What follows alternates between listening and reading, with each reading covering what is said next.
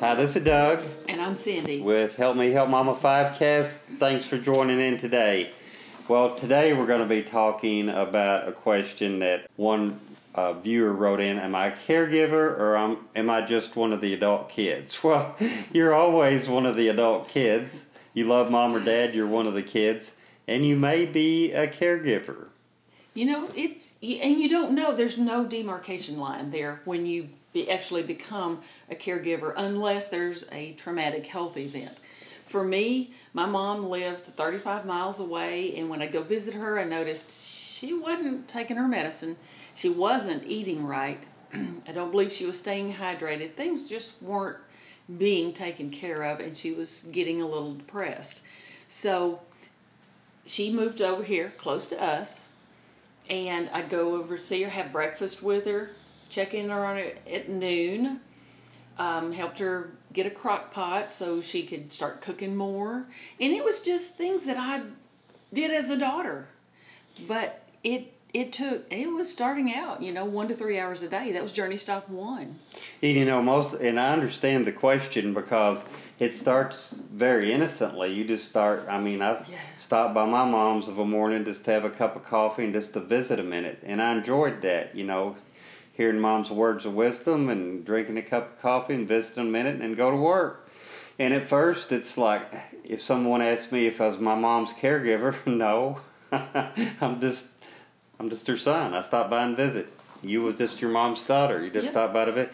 But it starts, and we was talking about this the other day, journey stop 1, you don't even really realize that mom needs assistance at this point because it's so little. It's just you're just stopping by, and you may stop by to eat breakfast, and maybe then you start noticing, well, you've got to make the breakfast or it don't happen, and you've got to clean up the dishes or they stay in the sink for 3 days. Or you get the medication and you put it in a dispenser because you want to feel comfortable that she's taking it. And maybe if you don't do that, she's not going to take it.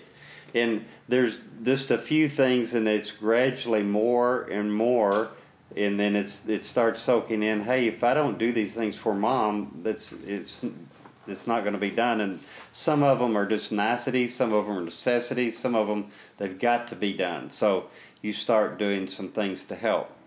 Well, what if you are just really, really busy or really, really remote? You may live 5 states away. What do you do if you can't be there? So in this question here, are you one of the kids or are you the caregiver? Well, can you be a caregiver if you live 5 states away? Or can you be the caregiver if you are so busy you just have to see mom or get to see mom like once a week? Well, you don't feel like a caregiver because you're not there doing the hands-on work. But still, there's a lot of things that can be done, right? Absolutely. Absolutely. Even if you live at a distance, you can come in for one of the holidays or a surprise visit and do an assessment. And that way you can determine exactly how much care, assistance, or supervision mom needs. You can also look at some technology, maybe a video camera if mom's comfortable with having a video camera where you can see how she's doing while you're not there. Oh, and that's important with technology anymore. You can do a video chat once every other day or so, and you can see mom, see how it's going, and have a 30-minute conversation, and you can tell a lot in just a short period of time as to, not only hearing her voice, but seeing her and seeing her reactions and her responses to your questions and what you're talking about, and these types of things help a lot. So there is a lot that can be done remotely. There is a lot can be done if you're busy. Sometimes when more care is provided, if you can't do it, well, then you do have to bring in non-medical home care or like a life care planner even to manage and supervise some of this for you.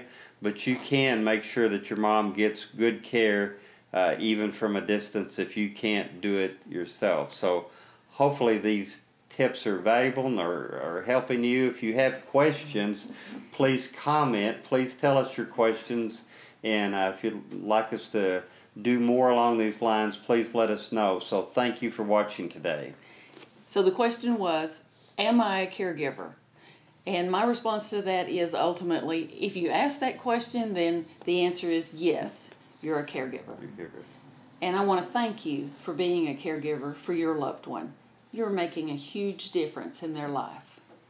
So if you like this video, give us a thumbs up, and if you want to see more videos like this, click on the subscribe button to subscribe to this channel, and click on that little notification bell to be notified the next time we do a video. And if you want to interact with us, check out the description below and leave us a comment and let us know what legal or caregiver topics you'd like to hear about.